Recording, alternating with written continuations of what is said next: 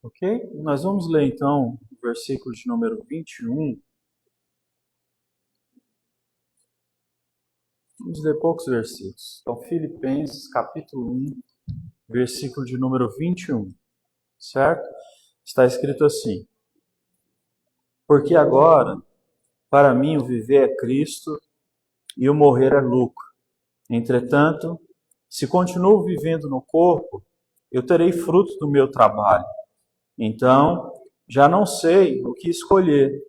Estou pressionado dos dois lados. Eu desejo partir e estar com Cristo, o que é muito melhor. Contudo, é mais necessário por causa de vocês que eu permaneça vivo. Verso número 29. Porque a vocês foi dado o privilégio de não apenas crer em Cristo, mas também de sofrer por Ele. Vamos orar? Jesus, fale conosco, toque os nossos corações. Tira, Senhor Deus, todo desânimo, desespero, aflição, tristeza, angústia, ansiedade, medo. Em nome de Jesus, a sobrecarga sobre os nossos ombros, que seja tirada em nome de Jesus, que a Tua palavra traga para nós, ó Deus, um refrigério da parte do Senhor. Que o Senhor nos mostre, ó Deus, que louvar o Senhor, orar ao Senhor, ouvir a palavra do Senhor, ó Deus, pode muito e tem muitos efeitos positivos na nossa vida. E mais uma vez nós estamos aqui, colocando o nosso coração, ó Deus, na presença do Senhor e te pedindo, como está escrito, que aquele que ouve a sua palavra tenha a sua fé aumentada, como está escrito em Romanos 10, no verso 17. E que assim seja, que hoje o Senhor aumente a nossa fé, para que nós possamos continuar combatendo o bom combate na vida, ó Deus, sejam nas dificuldades ou nas bonanças. Muito obrigado, oramos assim, em nome de Jesus. Amém. Amém. Eu quero trazer uma mensagem hoje com o tema qual é o sentido da vida. Então eu começo falando de Paulo, que foi o escritor da carta aos Filipenses, né? Ele estava preso, ele era um prisioneiro político, porque pregava o evangelho. Ele escreve essa carta por volta do ano de 61 depois de Cristo. E ele escreve essa carta para encorajar, né, a igreja que já existia em Filipo, que é a cidade, né, ao qual ele manda esse recado para a igreja. E o apóstolo Paulo diz que para ele o morrer é Cristo. Então ele não estava preocupado com a sua própria vida, visto que sair da vida terrena e morrer é estar com Cristo por toda a eternidade. Mas ele também diz que, por amor a vocês, no caso, as pessoas que criam em Jesus, ele ficava, porque ele queria encorajar, pregar e fortalecer a fé dessas pessoas. Então, ele diz que ele está nessa dualidade, né? Ele diz, se eu for pensar só em mim, é muito melhor que eles façam o que estão querendo fazer logo. Eles me prenderam, eles querem me matar. Mas, por causa de vocês, se eu parar de pensar só em mim, aí então é melhor que eu fique vivo para continuar encorajando a igreja de Deus. Então veja bem, a gente vive num mundo, hoje em dia, em que nós temos muitas vozes ao nosso redor tentando nos ensinar como a gente deve viver, certo? Só que o apóstolo Paulo, ele vai nos mostrar que não é como a gente tem que viver. Nós precisamos aprender, né, sobre essas palavras aqui, que não é como viver, mas é por que viver, certo? Então, hoje em dia, se a gente parar para pensar, a gente está muito em busca do como, mas não o porquê, né? Eu quero viver como tal pessoa, como tal ciclano, como tal fulano.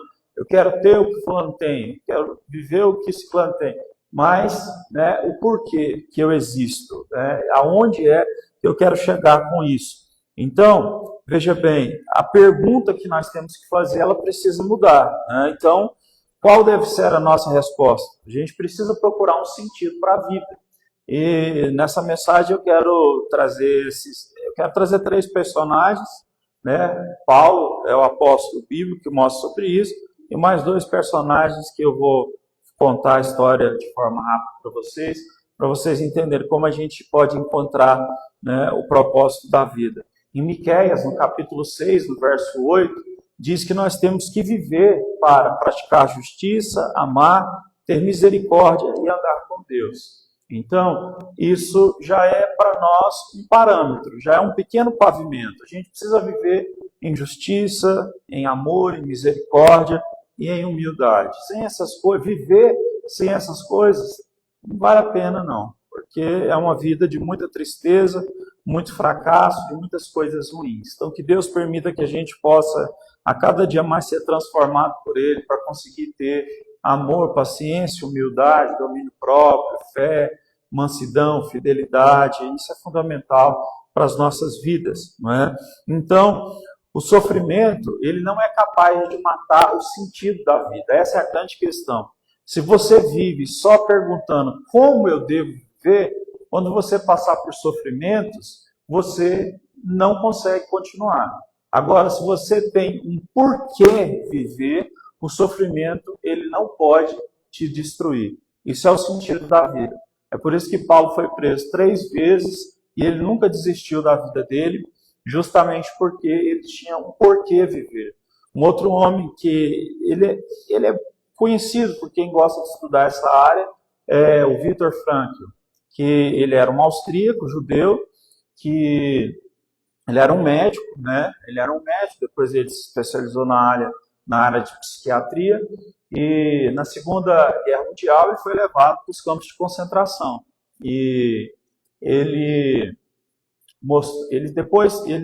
conseguiu sair de lá com vida, mas ele perdeu pai, mãe, irmão, esposa, todo mundo morreu lá, e ele não desistiu da vida dele, e ele embasa essa atitude que ele teve de não desistir da vida, porque ele tinha um porquê viver. Ele chegou a pesar 25 quilos ali em um dos campos de concentração, e ele não morreu. E ele relata várias pessoas que tinham também, né, um porquê viver, e aí ele vai falar também de pessoas que tinham um porquê viver a respeito de Deus e de outras coisas, e essas pessoas elas chegavam ao cúmulo, assim, ao nível mais baixo da desnutrição e não morriam, enquanto outros, né, chegavam a morrer muito mais rápido, sem ter passado nem 1%, nem 1/3 dos sofrimentos que esses que ficaram praticamente até o final, ali no campo de concentração, até a Alemanha ser derrotada na Segunda Guerra Mundial.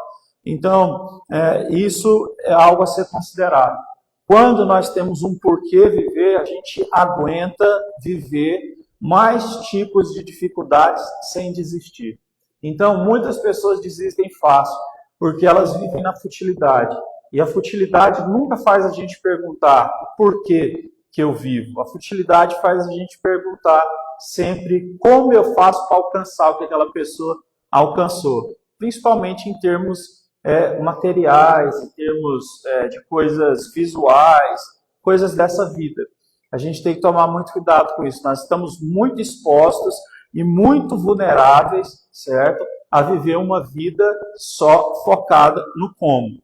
Deixa eu dar um exemplo para você. Eclesiastes capítulo 2. Se você puder, depois você leia especificamente esse capítulo na sua casa.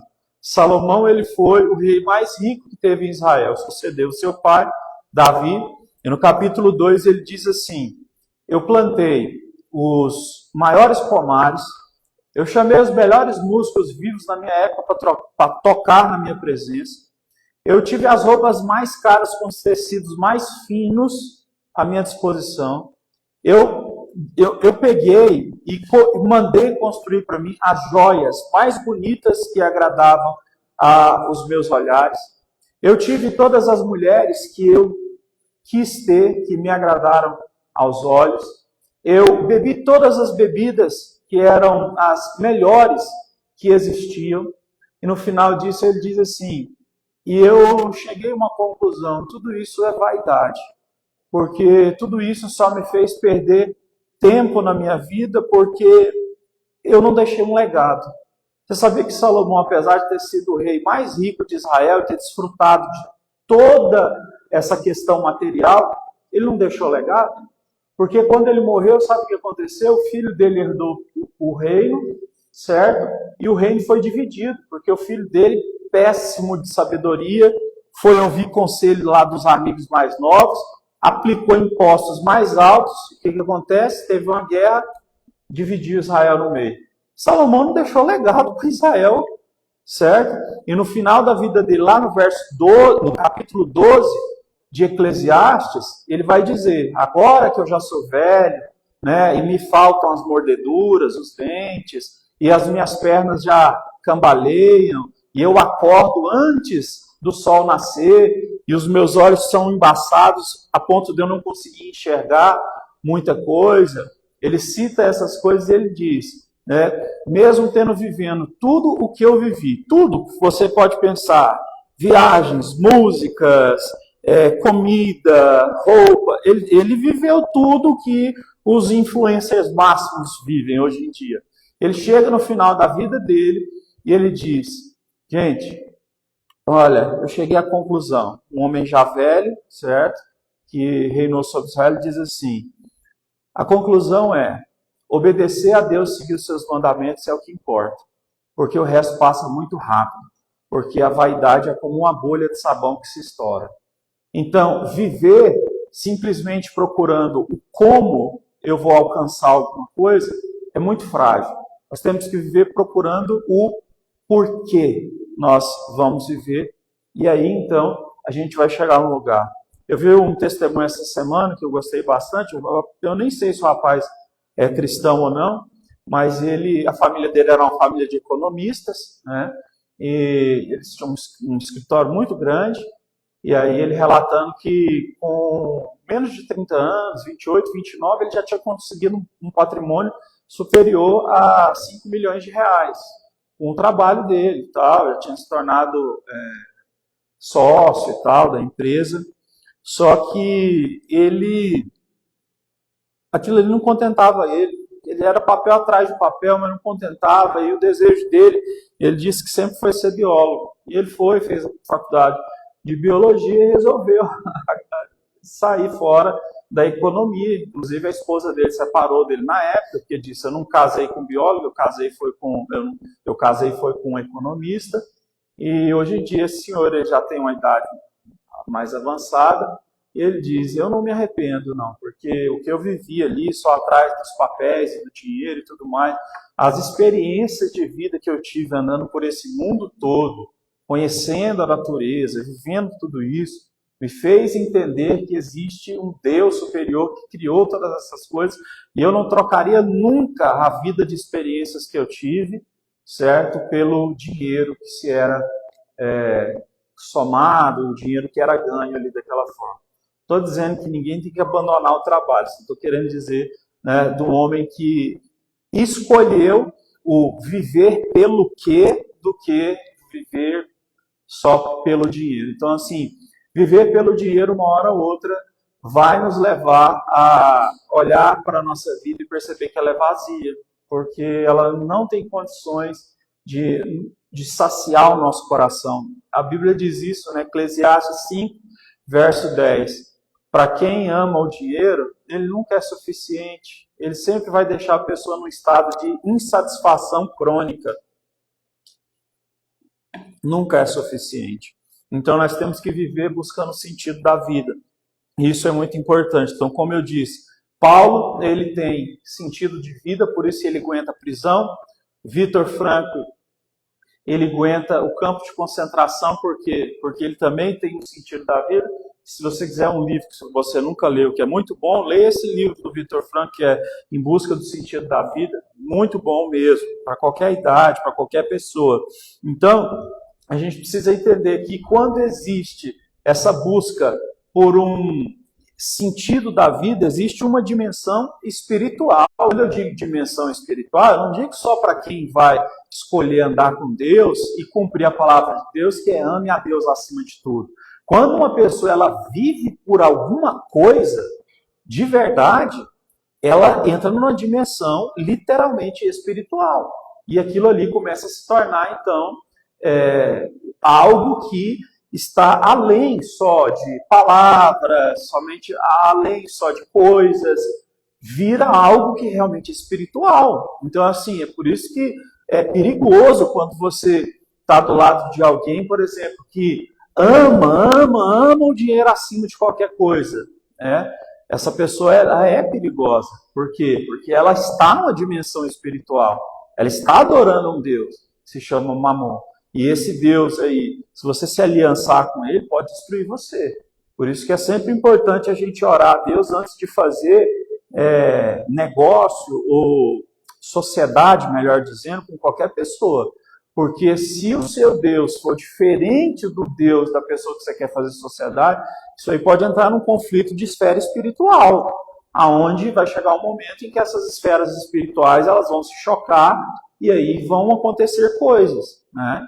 E que Deus então nos guarde disso e nos dê sabedoria para viver além disso. Você quer uma história muito interessante para você entender o significado da vida? Que você pode viver isso, porque quando eu falo aqui, parece que as pessoas às vezes interpretam assim só no sentido religioso de igreja para dentro, de igreja para fora não, trabalhar, divertir, ganhar dinheiro, não é. A nossa vida, ela não é um dualismo, não é a igreja está aqui e a nossa vida está ali. A nossa vida, ela é integrada. Nós vivemos uma vida integrada. Para você ver, Arthur Guinness foi um homem que viveu na Irlanda no século XVIII. Tem um livro ótimo sobre ele, depois eu falo o livro.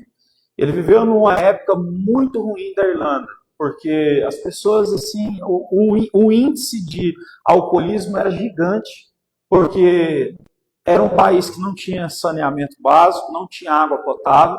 As pessoas só bebiam um gin que existia lá na época de péssima qualidade, certo? Então, assim, as mães criavam filhos sozinhos, desnutridos, não tinha escola, não tinha hospital, não tinha nada. E o que acontece? O Arthur Guinness ele veio de uma família rica, ele tinha duas opções. Ele poderia se mudar para a Inglaterra, que foi o que ofereceram para ele, ou ele ficava lá e tentava fazer alguma coisa. Ele foi muitíssimo influenciado pelas pregações de John Wesley, que foi um pregador que rodou a Inglaterra inteira de cavalo pregando o evangelho para todo mundo. Ele andou mais de 7.000 quilômetros de cavalo pregando a palavra e Arthur Guinness foi impactado pelas mensagens dele, ouviu ele várias vezes. Sabe o que ele fez? O Arthur Guinness ele criou uma cervejaria. E sabe o que ele fez nessa cervejaria? Ele procurou colocar um nível de álcool muito baixo, ele viajou para outros países e ele foi então procurar uma boa química para que houvesse bom gosto na cerveja, para que fosse alguma coisa de qualidade, certo? Então ele colocou aquilo. Ele abriu a fábrica e abrindo a fábrica o principal propósito dele era, mas primeiro dando dignidade para elas. Ele pegou aquelas pessoas para trabalhar lá, mas antes disso ele construiu muitas casas, e todo mundo que ia trabalhar com ele, certo? Essa pessoa, ela tinha...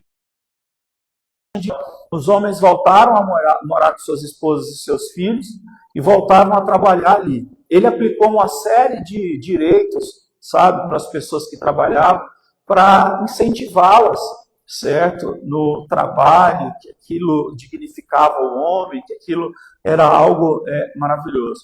E o que acontece? Nessa época, então, muita gente começou a ter trabalho, muita gente começou a largar o gin, certo? Muitas pessoas têm um relato que até, muitas vezes, precisavam beber uma dose de cerveja por semana lá, porque a água era contaminada. E até nisso ele mexeu. Ele foi mexer, certo, no saneamento, na água, para que a água pudesse se tratar. Resumindo, esse cara construiu um monte de escola na Irlanda, ele construiu um monte de hospitais, certo? E naquela época há relatos de que até várias delegacias foram fechadas, porque a criminalidade diminuiu bastante. O nome dele é Arthur Guinness, o Guinness Book também é por causa dele, por causa do sobrenome dele, né? E essa história é muito interessante. O nome do livro, se você quiser ler, se chama Encontrando Deus numa Cervejaria. E o que ele fez, certo? Impactou uma nação, uma sociedade. Fazendo o quê? Abrindo uma fábrica de cerveja, certo? Aonde ele trouxe as pessoas de volta para o trabalho, trouxe as pessoas de volta para a dignidade familiar, trouxe as pessoas de volta para ter qualidade, ter hospital, certo? Porque estava acabando a Irlanda. Então, assim, isso é demais, certo? Então, um homem que tem um sentido para viver, ele não vai tão somente, às vezes, assim, mas eu não sou pregador, eu não sou cantor, eu não sei como fazer alguma coisa para ajudar as pessoas. Olha o exemplo que eu estou te dando do Arthur Guinness, certo? No que ele tinha possibilidade de colocar as mãos dele, ele colocou. E ele revolucionou a Irlanda ali naqueles dias, no século XVIII, certo? E isso permanece até os dias de hoje, o legado dele, a história dele é contada, sabe? A Irlanda ela é um país bem protestante nos dias de hoje ainda, né? A gente sabe, é óbvio, todo país tem muita coisa, mas é um país bem protestante que teve marcas profundas do protestantismo lá, assim como a Escócia também, certo? E a própria Inglaterra foi um grande celeiro. Muitas cidades do interior lá, elas são profundamente impactadas pelo protestantismo por causa desses homens. Então, olha como é que funcionou o processo. Um pregador que pregava a palavra, andava o país inteiro, né? O Reino Unido inteiro pregando, ele inspira o coração de um homem, e aquele homem, então, ele faz alguma coisa, certo? Da parte de Deus, para que pessoas sejam abençoadas. Então, nós sermos uma bênção nas mãos de Deus, é isso. É a gente fazer o que está ao nosso alcance, né? Então, nós precisamos disso. A palavra de Deus, ela nos ensina uma coisa. Todos esses homens que, de alguma forma, eles buscaram sentido na vida, eles se baseavam nesse texto que Jesus diz. Jesus diz o seguinte, Mateus 10, 28. Não temam aqueles que matam o corpo ou que podem roubar alguma coisa material. Não temam isso. Tema aquele que pode jogar a alma de vocês no inferno. Quem pode jogar a alma no inferno não é o diabo, tá? Deus, ele é o justo juiz no final e ele é que vai fazer, então, a sua escolha. Então, isso é maravilhoso. Enquanto o nosso maior, certo? Enquanto a nossa maior preocupação for guardar as coisas materiais que nós temos, nós nunca vamos nos sentir satisfeitos e a nossa vida nunca vai chegar num propósito maior. Não estou dizendo que você não tem que fazer seguro de vida, seguro do carro, seguro da casa, mas eu estou querendo dizer que se o seu maior medo é perder estas coisas, existe algum tipo de direção errada que Deus pode nos ajudar nessa noite a corrigir dentro do nosso coração. Isso é fundamental. Então, veja bem, nós temos uma missão aqui nessa vida, que é entregar alguma coisa que Deus nos deu para a sociedade. E a gente precisa entregar isso de uma forma que realmente haja um impacto. Porque você já parou para perceber, o Brasil fala que 70% do país é cristão, né? Contando católicos e evangélicos. Vamos falar aí dos evangélicos. 30% do país é evangélico, certo? É evangélico? Se fosse evangélico, 30% do país, gente, esse país aqui, tinha mudado há muito tempo. E não é mudar porque o povo vai lá e ajoelha nas praças, o Brasil do Senhor Jesus. Deixa eu te falar um negócio, não se engane com isso. Esses tipos de avivamento que eles propõem, das pessoas ajoelhar na rua, o Brasil do Senhor Jesus, isso não muda nada. Isso é o que as pessoas chamam de ato profético. Isso não existe no Novo Testamento, não existe na Bíblia. O que a gente tem que fazer é impactar essa sociedade na área que Deus nos deu.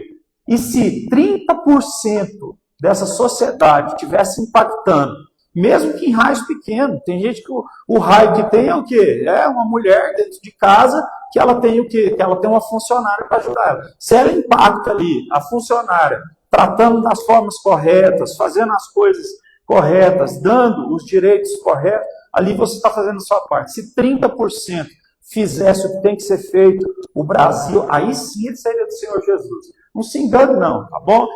Quiser, faz manifestação, faz o que você quiser. Agora, vai lá no dia 7 de setembro e fica lá, ajoelhado na rua, vendo aquele monte de gente gritar lá dos negócios lá, gente, nós estamos fazendo uma pressão. Beleza, pode dar, né, pode ajudar um pouquinho aqui, mas isso não faz o Brasil. ser de Jesus. O que faz o Brasil ser de Jesus é o que você faz na sua esfera de ação. Então a minha esfera é essa. Eu estou aqui pregando, cuidando da minha família, fazendo a minha parte. Então, se eu faço isso, eu estou cumprindo o meu papel. Então, a gente precisa pensar nisso, gente. Se 70% do país é cristão, como é que tem tanta violência? Como é que tem tanta coisa errada? Como é que se o pai, por exemplo, igual se fala lá que a parte cristã dentro do Congresso Nacional dos Deputados Federais, ela já é mais de 1/3, gente, como é que esses caras não conseguem fazer praticamente nada?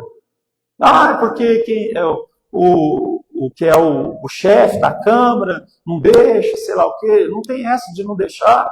É fazer o que tem que ser feito, impõe as coisas que são certas, e aí o negócio vai para frente, vai tramitar, vai acontecer. Mas o problema é o quê? É que na hora do vamos ver, o povo está para trás, porque eles recebem o quê? Eles recebem proposta. Exato. Isso. Eu não sou de nada, de partido nenhum, igual eu falei, politicamente eu sou um ateu. Eu voto, faço a minha parte, mas eu não acredito que ser humano nenhum vai salvar esse Brasil. O que vai salvar é cada um cumprindo a sua parte, e quem quiser mexer com política, mexe com política. Agora, sou pastor e polícia, sai fora. Larga o pastorado, vai ser política e cumpre os princípios do evangelho lá. Agora você vê, por exemplo, aquele povo lá, que muita gente admirou por vários anos lá do MBL, aquele rapaz, aquele japonês lá, o Kim Kataguiri. Não, porque eu vou manter a minha coluna ereta até o final, mas fundo partidário eu não pego. O cara votou para pegar fundo partidário. Você viu o que ele votou agora para acontecer essa semana? Para que dentro da gasolina haja 35% de etanol a mais. Vai arrebentar os carros que são à base de gasolina, certo? Então, o que acontece? Pessoas que dizem defender uma coisa, mas em troca de algum tipo de benefício, a coisa. Você já parou para pensar nisso, gente? A nossa gasolina já é extremamente batizada, né? Acho que todo mundo sabe disso. Já tem por volta de 20 a 20 e poucos por cento. Eles deixaram na mão do Lula, agora, para o Lula assinar, para ter 35%. Gente, isso vai detonar os carros, vai acabar com os carros, a gasolina. Então, assim, é um caos. Então, é na nossa esfera, gente. Não espera desse povo, não. Eles mudam a palavra deles assim, do dia para a noite, e ainda conseguem inventar uma mentira para ver se engana a gente. Esquece isso. Olha, o que a gente precisa entender é, Deus, Ele é o Senhor, Ele é absoluto. Como está escrito ali, está vendo que tem ali as 5 solas? É o que a gente segue. O que são as 5 solas? Sola gratia, que significa somente a graça de Deus. Sola fide, somente a fé em Deus. Solas Christus, né? Somente Cristo. Sola Escritura, somente a Escritura. Só lhe deu glória. Glória somente a Deus. Foca, certo? A sua vida nesses princípios que você vai estar como Jesus disse, certo? Tendo Ele como seu rochedo. Porque se a sua casa está construída na rocha, você não cairá. E é nisso que nós temos que nos fundamentar.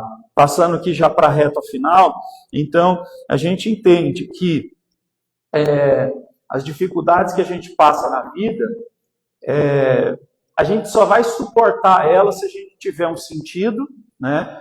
E quando a gente tem esse sentido e ainda crê em Deus, a gente sabe que Deus sempre está fazendo algo por detrás do sofrimento. Você não lembra de José? Como é que José conseguiu ter fé? Sendo vendido pelos irmãos, sendo caluniado de ter abusado de uma mulher rica e poderosa, tendo sido esquecido na prisão, né? Ser encarcerado. Como é que esse cara ficou fiel e no final de tudo os irmãos dele ainda encontraram ele? Ele poderia muito bem ter mandado matar todo mundo. Ele era o homem que tinha mais autoridade. Mas ele vira para os irmãos e diz assim, não foram vocês que me venderam. Deus me enviou na frente. O que aconteceu, todo esse caos, todo o sofrimento que vocês plantaram no meu coração, foi para que um bem maior acontecesse. Olha só que coisa. É igual eu estou dizendo aqui, nisso que eu estou citando. Quando você olha para as prisões que o apóstolo Paulo sofreu, isso foi para fortalecer ainda mais os cristãos. Ele cita isso, olha aí. Vamos ler alguns versículos do texto que a gente leu mesmo em Filipenses capítulo 1.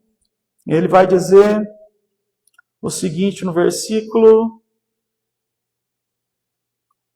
Deixa eu já ir direto para não precisar ler tudo.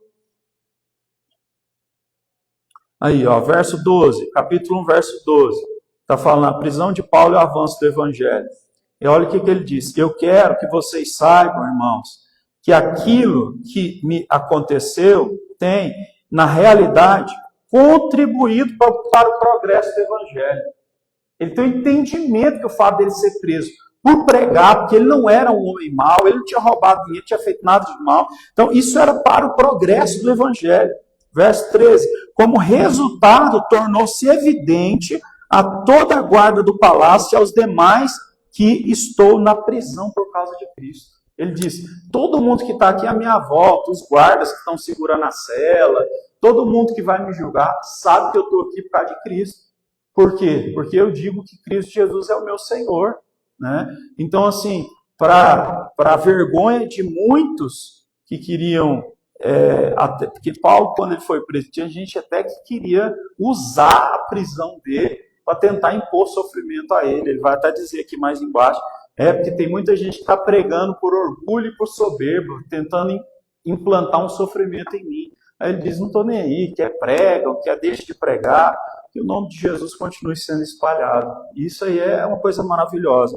Então, reta final mesmo, só para você entender, pessoas que têm um sentido na vida e que têm Deus, elas entendem então que tudo o que a gente passa, como eu disse aí sobre José, tem um propósito maior, tá? Tem um propósito maior. O Viktor Frankl, que eu estou citando, o propósito maior desse homem, o cara sofreu pra caramba, chegou a pesar 28 quilos, certo? Perdeu a família inteira. Depois disso, o cara se dedicou, sabe? Dedicou a vida dele a ajudar pessoas a procurar sentido de vida, algo que fosse além do que é normal. E os livros dele são muito bons mesmo. Se você olhar, por exemplo, igual o Paulo falou, eu estou preso aqui, né? E isso é até para vergonha de alguns. Mas você vê, o cara abriu uma cervejaria, pode um monte de gente rir da cara, o cara cristão abriu uma cervejaria, o cara mudou a vida de um monte de gente, entendeu? Proporcionou emprego, um monte de coisa. Então, isso traz vergonha. Igual um dia que eu estava aqui, eu estava pregando com a camisa do Vila Nova, o cara foi e escreveu ali na internet. Um absurdo isso, sei lá o quê. Como é que a pessoa vai para um culto com camiseta de time? Ai, que besteira, né? Então, assim, os que menos faz é os que mais julga, né? É os que mais se importa com coisa pequena. Porque qualquer coisinha pequena é motivo da pessoa ficar escandalizada e não se preocupa com realmente o que é importante, o que é central, né? Porque eu estava aqui pregando a palavra de Deus, né? E para você que torce para o Goiás, meus sentimentos, né? Novamente, que não tem jeito mais, né? Virou baile. Então, a gente termina aqui. Deus está no controle. João Calvino, ele comenta dizendo, né? Sofrer por Cristo, quando a gente está passando uma situação difícil na nossa vida, mas a gente tem Cristo, a gente tem um sentido na vida, não é uma desgraça, mas é definitivamente uma honra que é conferido pelas pessoas que foram chamadas por Deus, que foram chamadas para viver para a glória de Deus. Deixo só algumas aplicações pastorais, 3 aplicações pastorais. Então, o verdadeiro sentido da vida não é conquistar as coisas materiais, mas é viver para a glória de Deus. A morte, ela não é o final da vida, tá bom? Não é. Tanto que isso é outra coisa estudada também pelo Viktor Frankl. Pessoas que têm um sentido de vida maior, eles nunca interpretam a morte como o final de tudo, certo? Essas pessoas, quando elas estão passando dessa vida para outra, o nível, certo? Medido de cortisol, que vai passando por sangue, na reta final, de desespero, da pessoa não querer morrer e saber que está indo, é muito menor, porque sabe que a vida não acaba quando acaba a vida terrena. Então, a gente precisa entender isso, nós não somos abandonados quando a morte chega, pelo contrário, né? Vai haver a consumação da maior promessa de todas, que é a salvação e de que nós vamos morar com Cristo. Isso é muito melhor do que qualquer coisa que exista aqui nessa terra. E aí, engraçado, né? Esses dias eu tentei ser romântico com a Angélica e falei assim, amor, a única coisa ruim no céu vai ser que no céu não tem casamento, eu não vou poder estar casado com você. Ela virou para mim e falou assim, mas também, né? Haja vista, né? Já tem muito tempo, vai casar no céu de novo, aqui já tá bom. Mas lá não tem casamento. A Bíblia diz que nós ali seremos como os anjos, né? Assexuados e por aí vai. Não haverá procriação no céu. E por fim, unidade é a firmeza na fé. A unidade e firmeza na fé são respostas práticas para que a gente vença as lutas do Evangelho. Então, eu espero que essa palavra possa ter levado você a começar a orar diferente, a enxergar diferente muitas coisas. Você pode se colocar de pé para a gente fazer uma oração, por favor?